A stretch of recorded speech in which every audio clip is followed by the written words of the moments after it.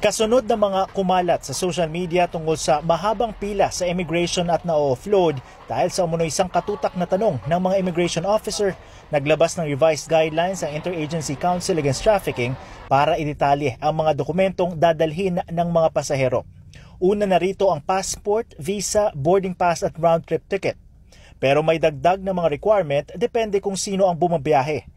Ang mga minors na bumabiyahe kasama ang mga magulang kailangan ng original birth certificate.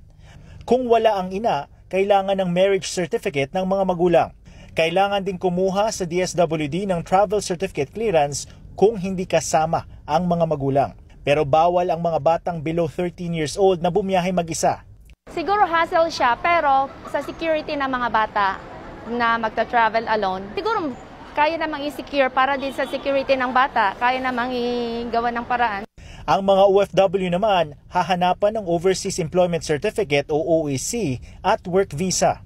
A travel for departure, which is dati wala siya. Maganda naman yun, sir, kasi for safety na rin po sa amin bilang OFW. Kung ang sponsor sa biyahe ay magulang, anak o asawa na nasa ibang bansa, kailangang magpakita ng original na birth o marriage certificate bukod sa Overseas Employment Certificate at ibang dokumento ng sponsor. Kung ibang kamag-anak o di kaano-ano ang sponsor, kailangang may affidavit of support and guarantee na titiyaking babalik ng Pilipinas ang babiyahe. Ayon sa immigration, kailangang ipakita ang relasyon ng pasahero sa sponsor, pati ang financial capacity at personal na detalye ng sponsor. Kapag asawa o mapapangasawa ng banyaga ang pasahero, dapat itong magparehistro sa Commission on Filipinos Overseas. Kung volunteer, pilgrim o estudyante naman sa ibang bansa, ay kailangan ng endorsement ng organisasyon. Pero marami ang umalma sa mga requirement para sa mga Pinoy na babiyahe bilang turista. Kung self-funded ang biyahe ng turista, kailangang magpakita ng pruweba ng financial capacity at employment, hotel booking at confirmed round-trip ticket. Against yan sa constitutional right natin bilang isang citizen. Meron tayong right to travel. Dagdag pa ni Attorney Leong, posibleng may issue rin ito sa data privacy.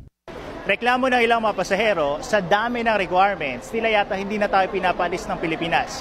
Pero pagtitiyak ng mga otoridad, kinakailangan ng mga ito para matiyak na walang magiging biktima ng human trafficking. Ang mandato po kasi ng IACAT ay protektahin talaga ang mga kababayan natin na malamang magiging victim ng human trafficking. This, as I said, is not a curtailment of the right to travel. Nagdagdag naman ang immigration ng mga tao at counters. Wala pang tugon ng immigration kung paano malalaman kung magkano ang maituturing na sapat na pera para mapayagang bumiyahe. Pero ayon sa BI, maliit na porsyento lang ang na-offload. Doon sa data natin, 0.6% lamang ng departing passengers ang hindi napapayagan. Ipapatupad ang bagong guidelines sa September 3. Mike Navalio, ABS-CBN News.